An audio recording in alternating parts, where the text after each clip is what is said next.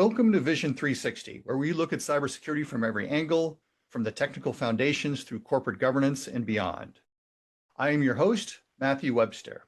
I help organizations solve cybersecurity governance by aligning security with business strategy with a focus on resilience, communication, emotional intelligence, and practical risk management.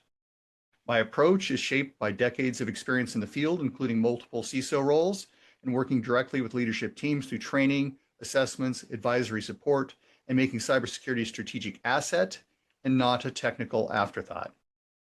Today, we're joined by Andrew Wilder, who has served both 3 times as a CISO and is responsible for cybersecurity across complex multinational environments.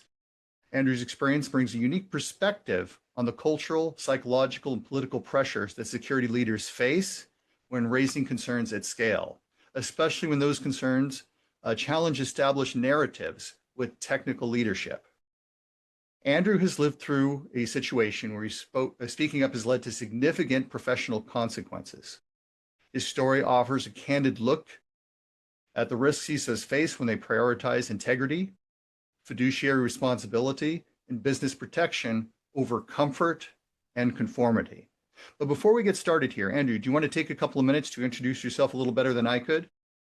Sure. Well, Matthew, after that introduction, I don't know that I can do it any better, but I'll do my best. So I've been in cyber leadership for about 25 years. I started in consulting, then moved on to work for three large organizations, Bank of America, DHL, and Nestle. I ended up taking a full-time role at Nestle, stayed there for 18 years. That's where I kind of grew up as a leader. When I left Nestle, I was the regional CISO of Americas, Asia, and Europe. And as you said, since then I've been a CISO 3 times, once in the manufacturing space and now twice in the veterinary space, which I love. That's my background in a nutshell. Fantastic. So we'll go ahead and kind of jump into this right into the heart of the matter right away. Let's do it. Drawing on your experiences, can you share a sanitized example of a situation where you spoke up about cybersecurity risk and it led to negative consequences? What were you trying to surface and what was the result of what happened? Sure. So I actually have 2 stories, and I'll start with the first one. Sure. The first one is that call that every CISO dreads or every CISO looks forward to, depending on how you think about it. So I got a call from our MDR partner that let us know that there was a live attacker inside of our network doing nefarious stuff. And we immediately quarantined the device and then started the whole incident response process and pulled together the CERT team and gave updates to the CEO and everybody about what was going on in this situation. And about a month or 2 later, we go to the board with our after action review and lessons learned and recommendations. And besides some security control updates and changes, the largest recommendation that we had was to stop doing business with this third party who is the one who is managing the server that was compromised because they had very poor cyber hygiene. In fact, didn't seem to care about it at all. So, the board kind of took that under advisement and I think gave a recommendation to the CFO that we figure out how to exit that organization. Well, we proceeded with all of our after action items and closed those loops and worked to make everything more secure so that same scenario couldn't happen again. Well, about 6 months later, we get a visit from the local FBI field office. And they let us know that some attackers are selling credentials to get into our environment on the dark web. And they actually gave us screenshots of what was being sold. So immediately start doing the same thing. I remember that the senior leadership team seemed a little bit upset that I was so excited about what was going on. And I reminded them, I said, this is what you hired me for. This is what I'm here for, is to stop attacks and help when these things are happening. So it turned out after our quick investigation, we realized the credentials that were being sold on the dark web were from exactly the same third party that we had recommended to the board that we exit 6 months prior. So of course I had to do my next board session for the audit committee and give another after action review to the second severity one incident in the last 6 months. And they asked what my recommendation was. And without smiling too much, I referred them to the meeting minutes from the board meeting 6 months prior, where I had recommended that we exit that third party vendor, and I was recommending it a second time.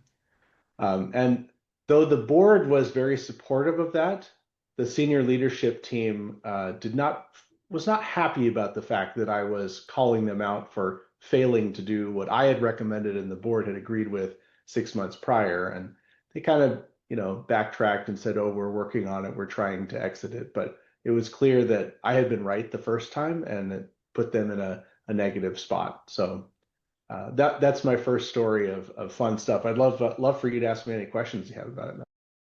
Sure. I mean, I think you told a pretty straightforward story. It seems pretty obvious. And 6 months is a long time, especially when you've got, and you could argue this, but it's kind of an emergency situation, Uh-huh. where you've got to get rid of these people. I mean, you could do stuff, and I don't know the environment, I don't know the context, but you could, in theory, put in something like privilege access management, a Yep. PAM solution where they access the PAM, or you could create, say, an AWS environment where they connect into a local workstation, have multi-factor authentication, so Yep. it limits some of the possible damage. So there are some things like that that are done. Were there any partials that were done, or what was the conversation with the business like? um, After you made the first recommendation, was there any pushback on trying to make those changes? And if they were, could you come up with other, what are called compensating controls or other ways of handling some of the challenges? Yeah, so this third party was doing accounts payable transactions for us, and they were automating accounts payable transactions. So the immediate action was they had to stop all automated accounts payable transactions, which meant the business had to start doing those manually again, which was a big burden for them. And immediately they were upset, and the person to blame is me for making them do this, not the third party who had horrible cyber hygiene. And then we worked to figure out, okay, what accounts do they have? Which accounts need administrative access? Which accounts don't? We immediately cut off all accounts from this third party, and then we slowly started turning them back on. So administrative accounts were segregated. They went through PAM. Regular user accounts were segregated as well, so they didn't have any administrative rights, and they went through a secure VPN. So everything started to change in terms of that access. Now, you may be asking, well, if you implemented those controls, how did the other thing happen? Well, what they had set up, unbeknownst to us, is they had their own AWS development environment. And inside of that AWS environment, they had RDPs into our server, and they had shared on the like the administrative desktop of that AWS instance, they had username and password to administrative username and password to RDP into our servers, even after the changes. So Is it direct RDP access ignoring the VPN, or? direct RDP access ignoring the VPN. Clearly, they had not even followed the rules that we had established for them. I mean, we had regular meetings with them and their team, and they had to bring in, I guess, a fourth party kind of cyber expert to help them to implement the different controls that we were requiring. But it was a bad scenario, and to me, it showed a blatant disregard for cybersecurity as an important part of doing business. And we had third-party risk management at this organization, but because we had about 10,000 different vendors, the way that we prioritized third-party risk management was top 300 vendors, top 300 global vendors. We did it with all of them, and then any new vendors coming in. So this vendor had been grandfathered in. They weren't a top 300 vendor, and they weren't a new vendor that was coming in. So they were in that 9,700 vendors that were never going to get reviewed. So the question is, when you're doing that kind of third-party risk management, how do you find this kind of needle in the haystack of a third-party company that has administrative access, that is not following any cybersecurity hygiene? There wasn't anything in the contract holding them. There was no cyber annex or anything. So there's no way to hold them accountable in the contract because we had never done any sort of review. So that's a challenge as well that you might think about afterwards. Sure. The other side of the house, and forgive me if this is prying a little bit too much. I Go for it. typically do not want either SSH or RDP access to a server directly in an environment. You're It seems absolutely like there right. might have been a gap on that side of the house too. And forgive me if I'm overstepping here. No, no, you're not wrong. I think part of it goes to the number one control of CIS 18, which is hardware asset management. So making sure you know absolutely everything in your environment and what it's being used for.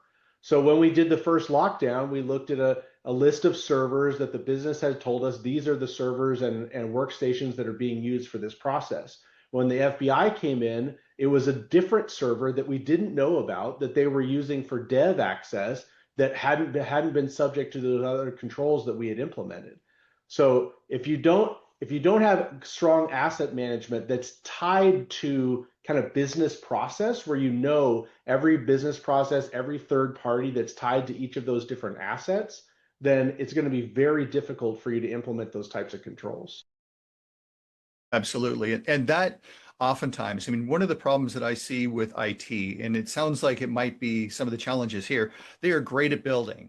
Some Yeah. incremental change is made, it's done, and they do it, and it seems legitimate. Security approves it. But most organizations, larger organizations tend to, they don't Yep. necessarily have a strong architectural model. Whether you follow TOGAF or SABSA or the Zachman model from an enterprise architecture standpoint, tying those in, they don't tie in to say, here's the business purpose, here's the business access, here's the business servers. And then what happens is, even if you do that, oh, we just added one additional server. It's no big deal because of X. But Yep. then that becomes a blind spot in situations like that. Could you walk me through some of the challenges in this particular situation? I'm just kind of projecting here based on my experience.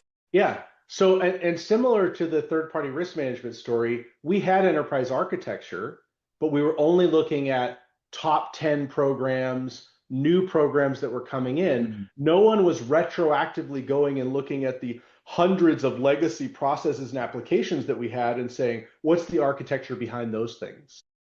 And that becomes the challenge because until something happens, it's not going to raise a red flag to you to say, hey, we got to go fix that, sure. right? How do you figure out that that is going to be the one that's going to cause an incident, or those are going to be the guys that leak their AWS credentials on the dark web? I mean, it's a very difficult thing to find in a big multinational organization with tens of Yeah. thousands of employees and hundreds of legacy applications, unless you have the drive to go through all of that stuff, and the senior leadership can see the business value in doing all of that kind of retroactive stuff.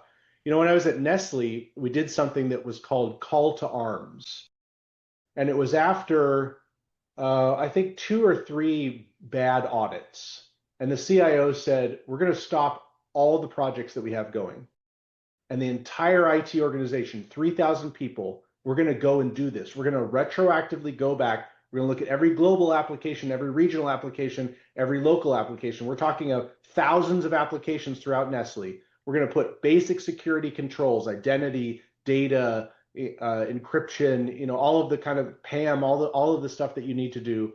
And then after that's done and we sign off on all of that, then we can go back to project workforce. And so in that case, Nestle saw the benefit of going back and documenting that stuff and doing that. Now, did things change a little bit afterwards? Were those fast tickets from IT that you talked about, did those happen from time to time? Sure. But in general, we had a very Sure, good sure. landscape of what was out there. I think that context is very helpful because you're right. It's very different between a small organization and a global multinational. It Yep. puts you in a completely different category, and most companies don't have the time to go back and check everything. That makes perfect sense to me. Yeah. Um, so let's go a little bit into the response that the business had because you made a recommendation. Yep. People were unhappy, and they're pointing at you because you're there, and the attackers are not there, so they're going to express some of their disconcern. But you brought this up a second time. How did that affect you, or did it surprise you that you would bring it up a second time, and the fact that the business didn't move on it? What were some of the mechanisms that took place? Did you talk with the business about it? Did you decide, hey, we're not going to do it? We don't want to deal with the squeaky wheel anymore because they're bothering us. What did that process look like for you? So, I believe in the data-driven defense model. I believe that your own threat intel is the most powerful threat intel that you have. So for me, the number one thing that you should focus on as a cybersecurity leader are the after action reviews of major incidents that you have in your organization. You should not try and close some of those gaps and then go back to your project work. That should be your new Bible. That should be your new roadmap of what you're focusing on.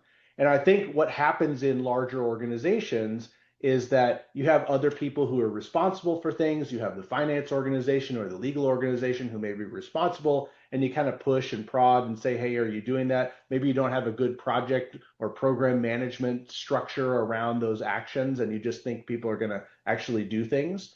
And I think that's kind of what happened in this situation. Immediately when there's an incident, it's super high priority. Everyone's on it. Everybody's focusing on it. 4, 5, 6 months later, they were working on other things. They had other, Sure. they had new acquisitions going on. They had all kinds of other stuff that was at the top of their radar, and they weren't really focusing on trying to exit that vendor anymore. And another thing it makes me think about, Matthew, is the whole concept of third-party risk management. Let's say that I was doing a third-party risk management for my organization, and I was looking at top 10 vendors, and I realized that one of the top 10 vendors, their cybersecurity is atrocious, right? And they have a bunch of our data, and something bad is going to happen with them. So I go to the C-suite and I go, look, we're doing third-party risk management. Nothing has happened yet, but I think we should exit these guys or find an alternative or something like that. Now, look, this is one of their top 10 vendors. They've been working with them for years. They've negotiated really good pricing with them. At what level is a cybersecurity concern going to move the needle on the business actually doing that? Or are they just going to say, hey, I accept the risk? Or, we'll in the next renewal, we'll add a security annex to it or something like that. So how many times does the CISO have the power in the organization to really affect change when we're talking about third parties and high-level vendors of the org? I don't know. Sure.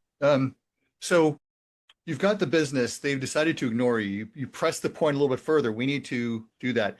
How did that come back to you? It sounds like they just said no, but did they tell you explicitly, we accept the risk, we're not going to make any changes? They If they not do, say that's on explicitly, them. we accept the risk. The original response in the first board meeting was that they were going to work to exit that vendor. Now, they didn't give a specific timeline. They said we're gonna find an alternative and we're going to exit that vendor. Now, 6 months later, had they done that? Obviously not.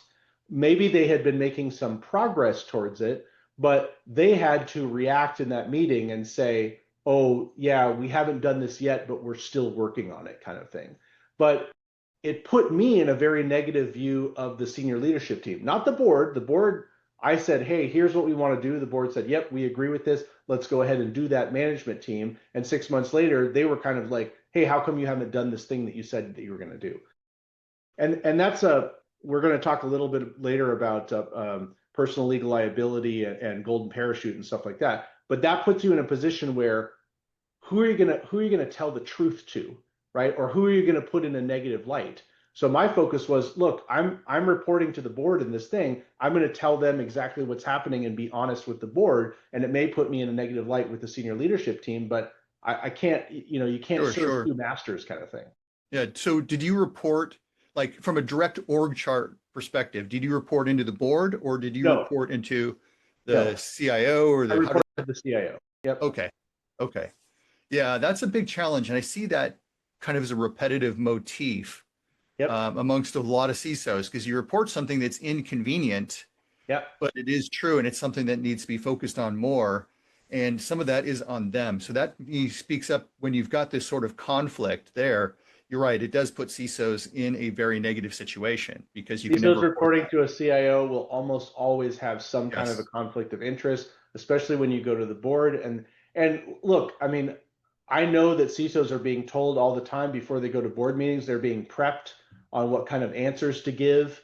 And to me, that's outside of the whole concept of governance, right? You should be saying the right thing when you go to the board, and you should be empowered to be able to say the right thing. And the board should empower you to do that, and the C-suite should empower you to do that. At no point should you be afraid of how the CIO is going to react to something that you say.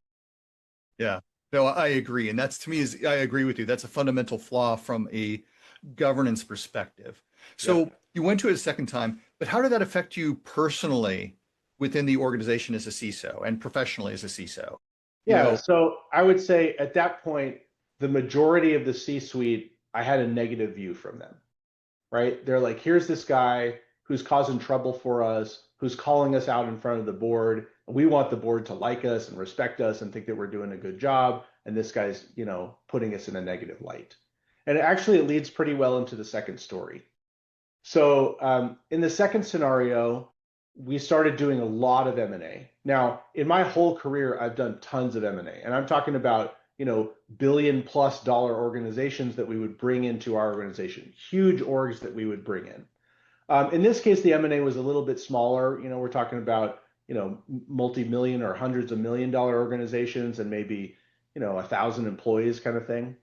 But one of the things that I presented to the board was, here's my M&A process for cybersecurity. And I don't remember exactly how many steps it is, maybe 8 or 10 steps that we would do to do all kinds of different assessments and have gates, and to the point where we would say, okay, we can now integrate with this vendor. We can start, transferring files to them. We can connect them to our network, all of that sort of stuff. And board reviewed my M&A process, and they signed off on it, and they said, this is great. This is, industry best practice that you're following. And, the fact that I had done, I don't know, not hundreds, but tens of large M&As in my career was helpful for that, because I knew kind of the blueprint for it.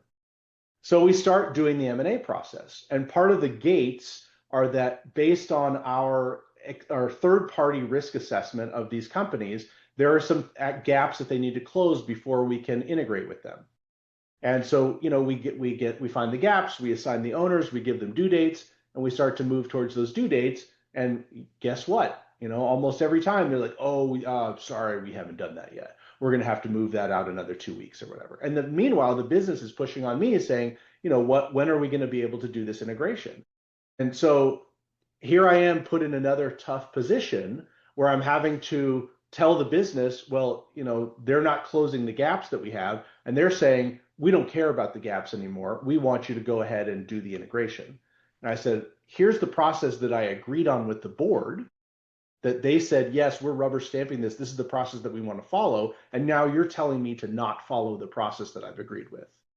And that led to a very negative situation for me. And in fact, what that led to, Matthew, is I ended up leaving that organization, because I knew what was going to happen was one of two things. Either one was I was going to upset them so much that they were going to want to get rid of me, or I was going to agree to accelerate the roadmap of the acquisition. Something negative was going to happen on that due to a cybersecurity risk, and I would be the scapegoat for that as well. So for me, it was just two negative outcomes. I didn't see anything positive there, and I decided it was better off for me to leave with my integrity and just exit. Yeah, and I think that's very smart. And I've known a lot of CISOs who have left early. I even know CISOs that have left after 4 months in their positions. A lot of it's just due to very basics and some of the things that you're talking about right there. I mean, you're hitting on the empowerment points, which I think are very critical. We'll get to that in a little bit better. But you very clearly spoke about, here's where I draw the line, here's where I walk away. But did this affect your communication or your approach as a CISO walking into an organization, whether it be, hey, you don't want to report into IT or don't want to report into the business and rather report into board of directors, which is a very small percentage of CISOs will do that. But it did change how you approach looking for further jobs or how you communicated or how you escalated as a result of these two specific incidents.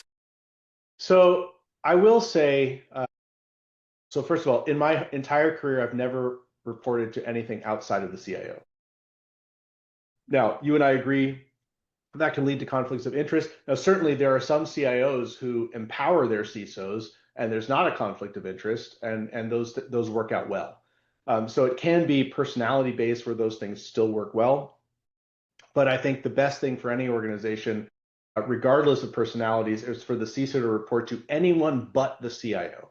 So finance, legal, risk, HR, direct to the CEO, direct to the board, any of those things are better alternatives than reporting to the CIO, because you have that conflict of interest that happens. And financial pressure from them, and hey, you need to reduce this thing. Well, this is what we agreed that we were going to do, and then it kind of changes. I think the things that it made me change, and so I've accepted additional roles where I've reported to the CIO. I think the things that it's made me change are really about the protection. So having D&O insurance as table stakes, having personal legal liability that will follow you after you leave an organization should be table stakes. Having a golden parachute should be table stakes. And let's talk about each of those things a little bit in detail. But what that does is that empowers your CISO or whoever in your organization has those coverages. It empowers them to always be able to make the right decision. I want to give you a hypothetical.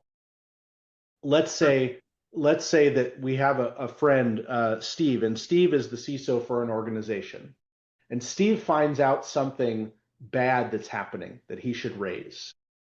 But Steve knows that if he raises this thing, he's going to get fired, right? The whole senior leadership team will have a negative view of him. He will call out for, something bad that the business is doing. And then he will lose his livelihood. His son, Jimmy, won't be able to pay for his school anymore. His family, will go through hardships because he doesn't have a golden parachute. He doesn't have any of this coverage. So what does he do in this situation? Does he do what's going to protect his family and his own livelihood? Or does he do the right thing and call out the business for doing something wrong?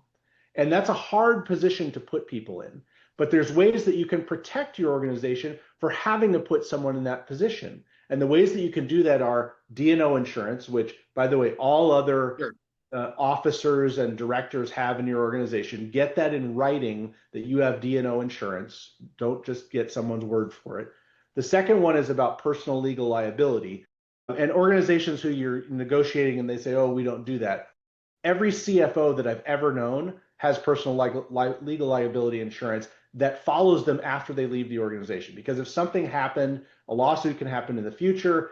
They shouldn't be responsible for having to pay for their own lawyers to defend them for something that happened while they were working for that company. So if a company values you, they should be able to do that. And every company has the ability to do that. And the last one is the golden parachute. And that, when we're talking about our friend Steve again, let's imagine that Steve has a golden parachute. So he knows that if he leaves an organization for any reason, that for 6 months to a year, he's going to be covered while he finds a new role. Then he has the I don't want to say comfort, but he has the trust. He knows that he can make that decision and know that little Jimmy and his family and everybody is going to be well provided for. So he's not put in a position to wonder what's going to happen to my family or am I doing the right thing for the business. He can always make that right and moral decision in terms of calling the business out for something bad that's happening. So that to me are the things that have changed since those incidents for me, and that helped me to negotiate my package better. Sure. And I think those are important. I think a lot of people who've been in the industry for a while are very familiar with those and completely agree. But you're right. It is a challenge for a lot of organizations because they don't understand that. And a lot of it, they put the CISO kind of second tier into IT, and it's kind of a sub function, just like the CTO, not always, but quite often is a sub function underneath the CIO. Yep. But like starting to take a look at these, are there different signals that you've started to pay attention to, perhaps in a different way? Like, hey, you know what?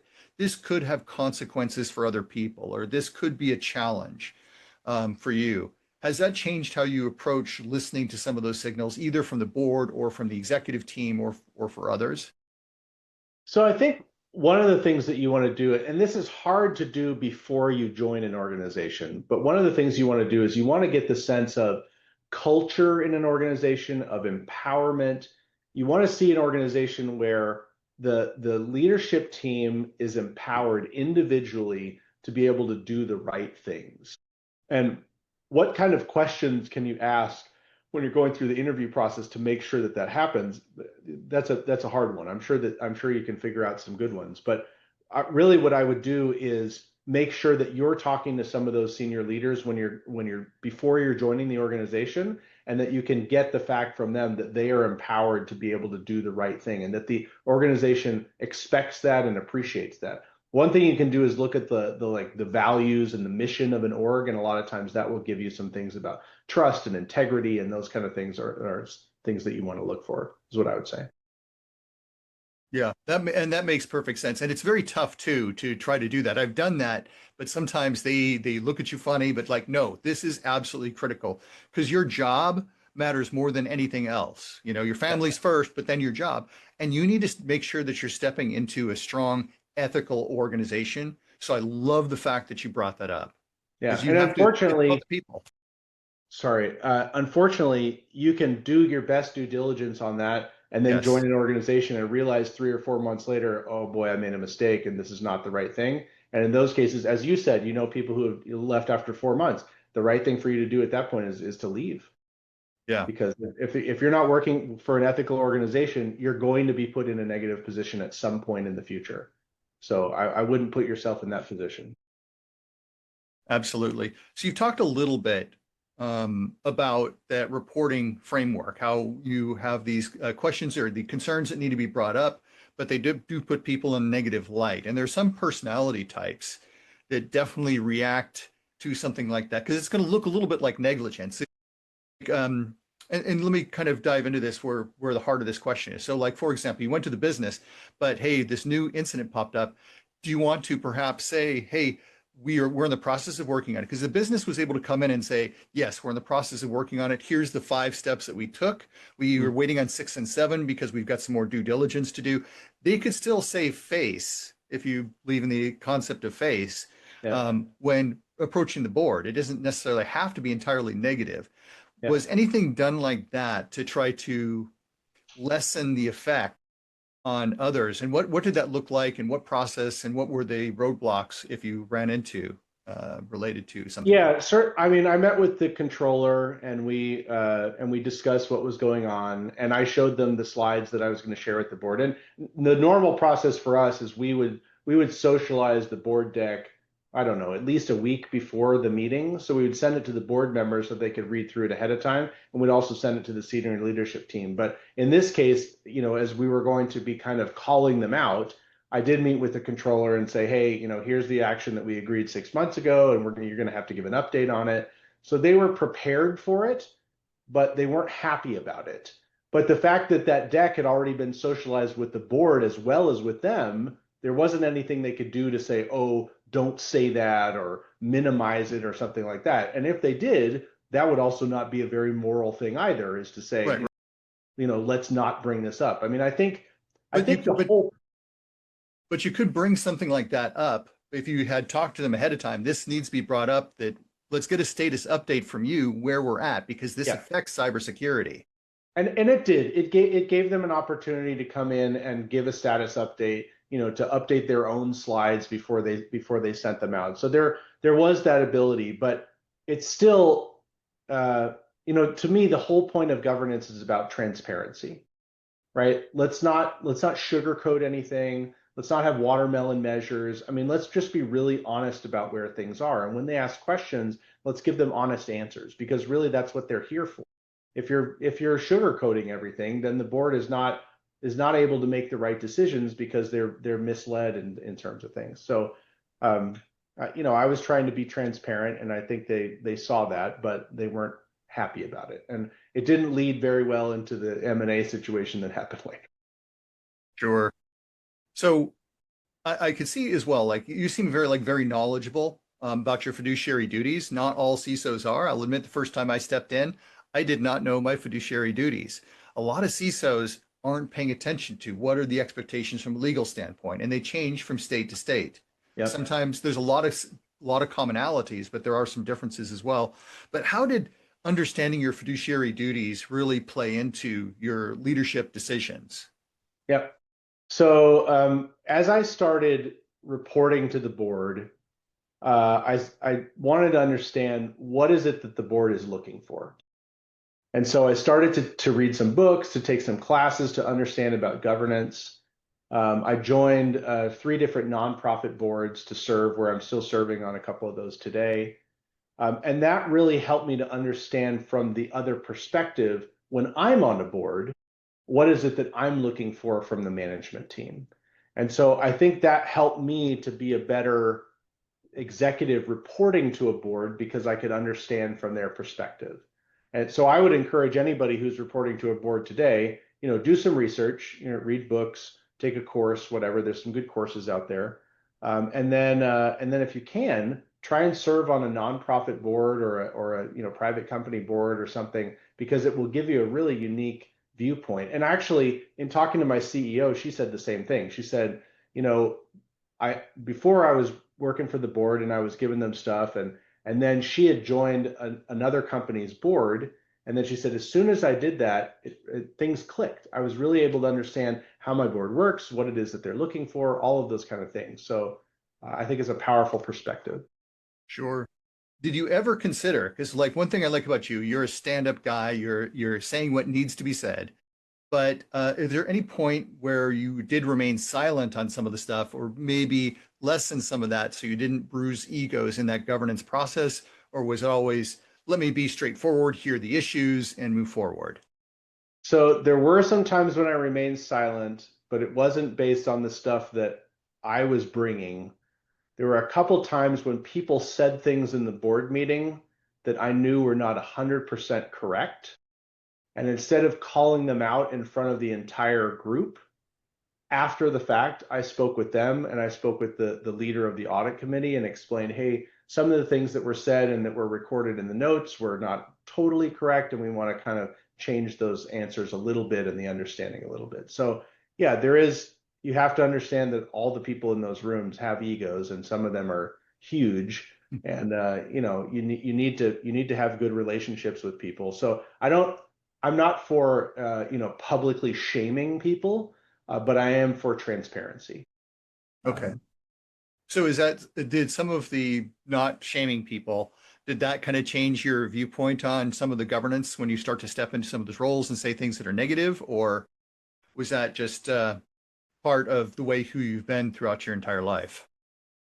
Or most of your life, I I should say. wouldn't say that I've been that way my entire life. I think about halfway through my career, I transitioned from being a manager to a leader. And I realized a couple of different things. One was that I could not fall in love with solutions. What my role was, a subject matter expert in cybersecurity risks. And I would bring those risks to my senior leadership team and say, here's the risk. Here's a couple of different flavors of controls that we can do to address that risk. What is your risk appetite? What do you want to do to address this? And then I would implement whatever it was that they wanted. And it might not have been what I thought was the best or the sexiest control that was out there, but I would go and implement what the business wanted based on their risk appetite.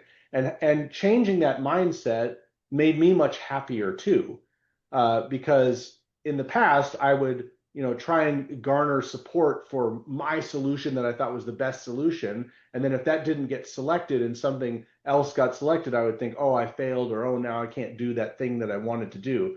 And when you have a different mindset of, hey, I'm a subject matter expert, and you let them choose, then you can be happy, going after and implementing the solution that the business needs. We're here because business exists. We would not be here without the business. So we are the business. We're part of the business. We're here to put the brakes on that F1 race car to help them to do the right things and not to cause problems. Sure. So if we could change a little bit more to the advice front. So if you were to give advice to CISOs, especially in global or highly matrixed environments, what advice would you give CISOs for navigating some of the toxicities or some of the political constraints that may be in place? Like, for example, a lot of CISOs, and I've been stuck in this situation where to report to the board, you have to do it in exactly the way that the CIO, the CEO, and others start to filter some of that information. Yeah. And it is a challenge. And some of the stuff I flat out disagreed with, but I had to do anyway. Yeah. What are some challenges and what are some advice that you would give to CISOs that are politically constrained? Yeah. So first of all, in a highly matrix organization, a lot of it is about relationships. So you need to get to know those people. When I was at Nestle, I had 5 different leadership teams that I reported into. So I had to have good relationships on each of those. Now, everybody doesn't have to like you, and that's not realistic. That's not going to happen. But having 1 or 2 or more advocates on each of those different leadership teams was hugely valuable for me. And so let's talk about that. So before you would bring any kind of topic or any sort of change, you would talk to your key contacts or those people, those relationships that you had built ahead of time in those different matrix leaders. And you would say, hey, here's what I want to do. Here's what I want to float. How do you think this is going to go? And then you can start to change your message, change your solution, change your idea to better support what we all believe in that group is going to help them. And as much as you can use data, right, to be as objective as possible and not use emotions or subjectivity, use data to support what you're going to do. Those are a couple of things that can really help you to navigate that toxicity. Those establishing relationships, pre-vetting your ideas, and using data to support what you're going to do. There's a great example that we had at Nestle where we started using data to say no. So I created this thing called the 3 golden rules. So when we're asked to take on a new responsibility, we've got a big team, but they're saddled with things. They're, working 110% of the time, and a new, request comes down from on high from the CIO or whatever. We need to do this new thing, and it filters down to Andrew and his team. And so in the past, all we would have to say is yes, and then we just figure out how we do that with the limited resources we have. But what we started to do was answer these 3. The team needed to be able to answer these 3 questions all the time. Number 1, can we do this new thing now with the resources that we have? Okay, if we can do it, great. If it's a small thing, an easy thing, a quick win, whatever, no problem. If we can't do it now, can we do it in the near future? Okay, I know Jim is working on this project, but he's going to finish in 6 months, or Sally is going to finish in 3 months. We'll be able to put one of them or both of them on this project soon. So yes, we'll start doing it in 3 months when Sally becomes available. Or the third thing is, if we can't do it now or in the near future, what of this list of things would you like us to stop doing so we can start focusing on that new priority? So then saying no became about data and saying, here's the data, you guys make the decision.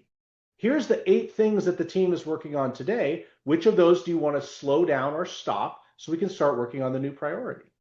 And having that made the conversation totally different, because then they understood, okay, we don't want to overburden the team, or we can wait 6 months to start this project, or that was not as important anymore. Let's stop that project and go focus on this. Love that, because to me, that shows good governance, especially because you could have an IT steering committee and you're getting them involved in the discussions. And I think that's something that a lot of CISOs oftentimes are not invited to. They don't want to have in there, but that reason right there is the number one reason why you need to be involved as a CISO. You start to Absolutely. develop those relationships, and to your point, those 3 golden rules are very reasonable. So I like a lot of what you're describing there. So finally, if you're speaking with executives and boards, so what would you want, CISOs to understand about the consequences of being silent, particularly in those global or those matrixed organizations? Yeah, that's hard. Your fiduciary duty to the shareholders, or if it's a private company, to your owners or your investors. The reason you're there is as a subject matter expert to share the right things, the risks, what's going on. Now, I hope for you that you have D&O insurance, you've negotiated personal legal liability, you have a golden parachute, because that helps to empower you to be able to make the moral and the right decision each time based on your fiduciary duties as a chief information security officer of the organization. And maybe that's not clear enough to your org. Maybe you need to go evangelize what are your duties as an officer. Maybe you need to make sure that you have a seat at the table. Maybe you need to establish those relationships and show your value. But that's really what it is. And I think that together, Matthew, if we all are doing this, we can raise the bar of chief information security officers to no longer be the chief scapegoat officer, but to really be a business enabler, have a seat at the table, and help to guide the business in a secure way to do the right things that they want to do. Great. Well, thank you so much, Andrew. I think that you brought a lot of honesty and a lot of the challenges that CISOs have to face. Some CISOs have faced similar or worse. in their careers.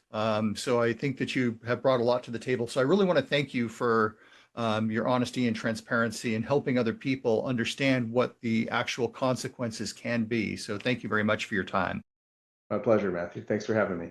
Yep. Thank you, everybody. Bye-bye.